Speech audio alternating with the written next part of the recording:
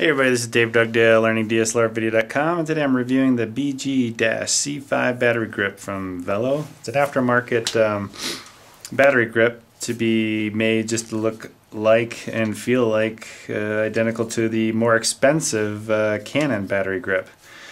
So basically what you do is you take your battery out of the LPE8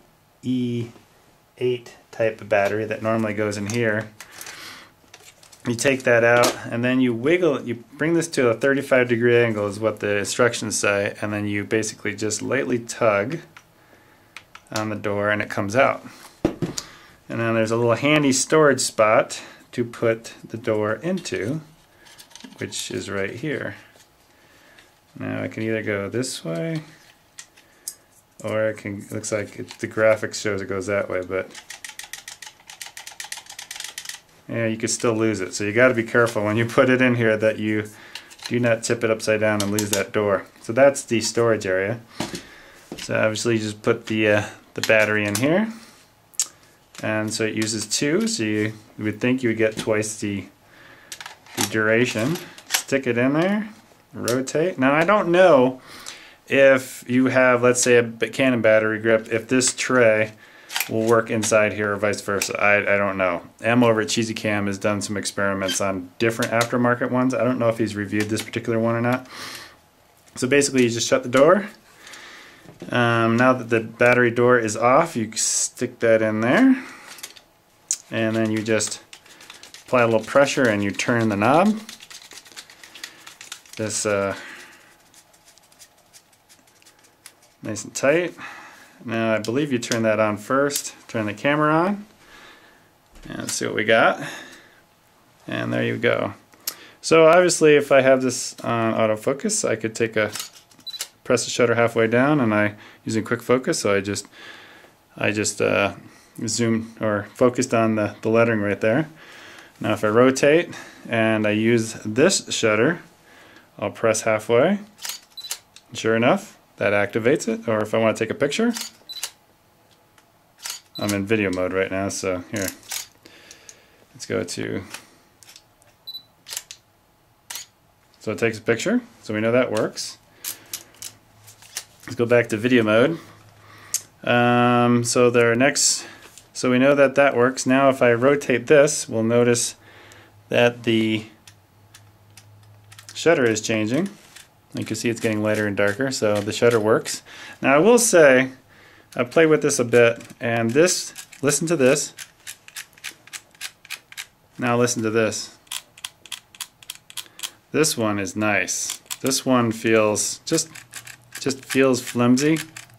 Not that you're going to use a battery grip a ton anyway. Probably 2 reasons that I will use a battery grip is one is to do time lapse. So I'm doing a very, very long time lapse. I'm going to use a battery grip. And the second reason, and this is bad, yes I know, but if I wanted to look a little bit more professional, plus I wouldn't put this lens on there if I wanted to look more professional, but making it look bigger, and you want to impress somebody, if it's a client, or let's say, put a battery grip on it, and all of a sudden it looks like, instead of looking like a cheap Rebel, maybe it looks more like a one of the $5,000 or $6,000 cameras. All right, that's probably a bad reason, but anyway, let's keep going with this. So we know all these work. Now here's the next one, is the AV button. So if I press here, let's bring the shutter back down so we can see what we're doing. All right, so right now I'm at 2.8. So if I press and hold and then rotate the dial, and there it goes. There's the f-stop is changing. The aperture is changing right there. Okay, so we know that works. And the next one is like the punch in. So let's say if I want to punch in on those letters right there, I go boom, boom, and let's say I put this on manual focus, and I want to focus in on that, I can. And then I can zoom back out, and I've got the focus. So we know those work. And that's pretty much it for using the normal batteries. Okay, so now let's turn that off. Oh, one more thing before I go is at first, when I kind of skimmed the manual and I looked at this on-off switch, you would think that when you turn it off, it would turn the power going off to the camera, but no, it doesn't. But what it does is all of a sudden you have no control. So basically, it makes these buttons have no control. Now the big question is, when I leave that on and I turn the camera off, is that pulling voltage from the batteries? Good question. I don't know the answer. If anybody knows, let me know. Alright, so the next thing is what we're going to do. Let's get that off, we'll turn that off, we'll take the tray out. And what's really cool about this is, let's say you have only 2 batteries and you're out camping and you're doing time-lapse photography or something like that, and these are totally drained and you've got no way to charge them because there's no power, let's say, in the bathrooms at the campground, which has happened to me. This, you can put in AA's and all of a sudden you're good to go again. Now I will say I've tried different batteries. These are all brand new. I put the voltmeter on them. They're all about 1.6 volts right now. Typically, you know, these are rated at 1.5. Each cell is 1.5 voltage. Now I just put some other batteries in here that are 1.3, not very dead. 1.3 is not that far from 1.6, so I had put them in here and they did not work. Now these are brand new batteries. Let's go ahead and put these in.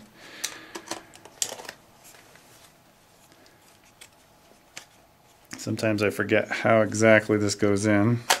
And then you rotate it and push down. Turn it on.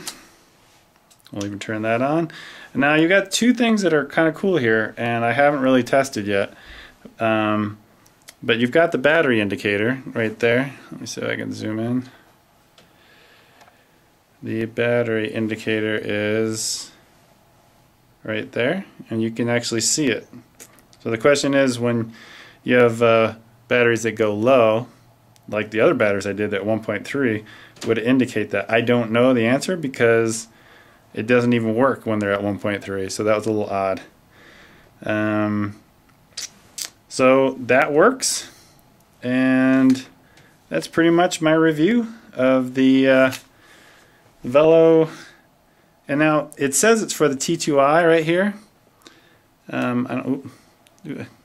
It says it's for the T2i. There we go. I don't know if you can read that or not, but I don't know if it'll work on the T3i or not. I have no idea, but the manual only says it's for the T2i. So that's pretty much it. I'd say pretty good construction. The only thing I don't like is just feels a little flimsy, but if you're not going to use it a lot, like I don't use this a lot, it's going to probably last a really long time. It'll last just as long as your camera, I would guess. And besides that, I know it's like at least half the price of the Canon. I haven't looked at the prices in a long time. Prices change all the time. So it's a very good value if that's something you want to go with. Alright, talk to you guys later. Bye.